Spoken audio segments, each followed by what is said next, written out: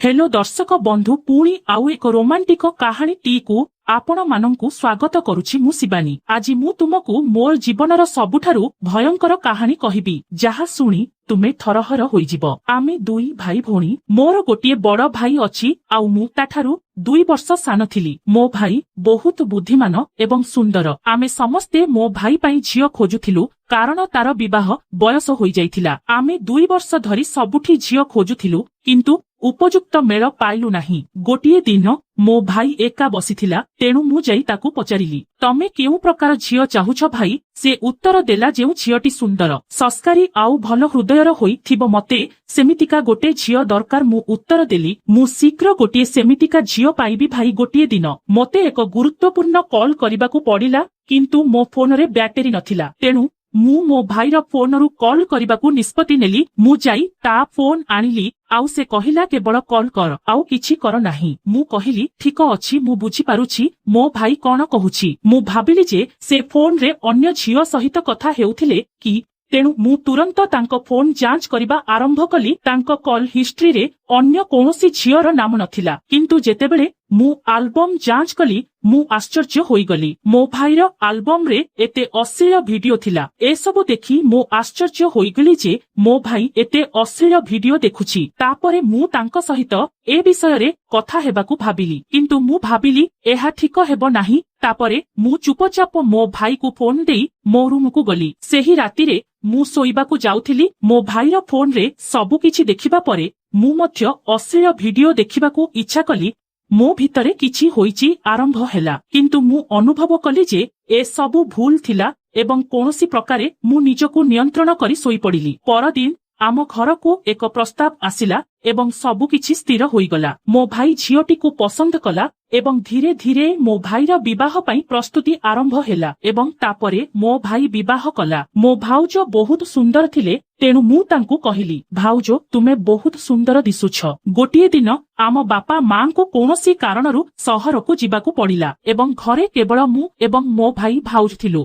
तापरे मु सेही दिन अपराह्न घरर जिनिस पत्र किनिबा पई बजार को जाइथिली। घर को फेरिबा परे मु विश्राम नेई टीवी देखिबाकू निष्पत्ति नेइथिली, किंतु मु टीवी रिमोट पाइली नाही। मु भाबिली मो भाई एवं भाउज सेमानंक रूम रे टीवी रिमोट रखिछंती, तेणु मु सेमानंक रूम को गली। कबाट खोलिबा मात्रे मु जाहा देखिली ताहा मो मन को चकित करिदेला। मु देखिली मो भाई एवं भाउज कोनोसी पोशाक बिना सोइछंती। दुहे गभीर भाबरे तांको कामरे व्यस्त थिले।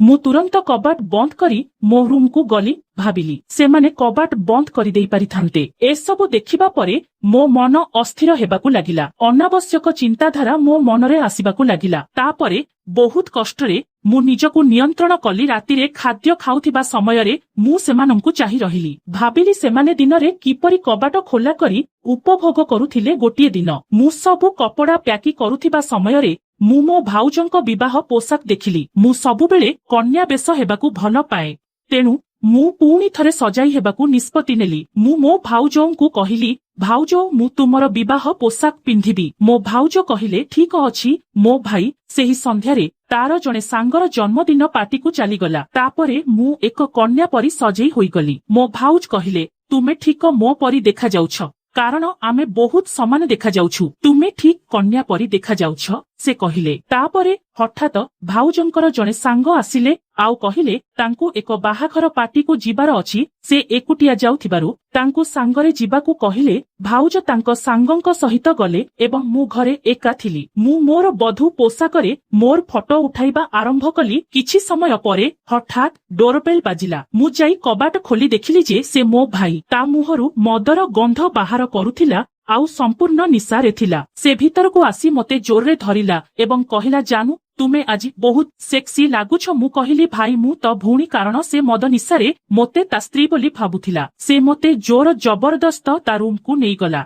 मु ताकू कहिली, किंतु से एते मद्यपान करिथिला जे से मोते तांको स्त्री बोली भाबिला। से मोते सीधा बिछଣା उपरे खेली देला। प्रथमे मु एहाकू पसंद करि नथिली। मु प्रतिरोध करिबाकू चेष्टा कली, किंतु एहा काम कला नाही। तापरे मो भाई प्रतिदिन मो भाउजंक सहित जाहा करे ताहा मो सह कला। किछि समय परे से शांत होई सोई पड़िला।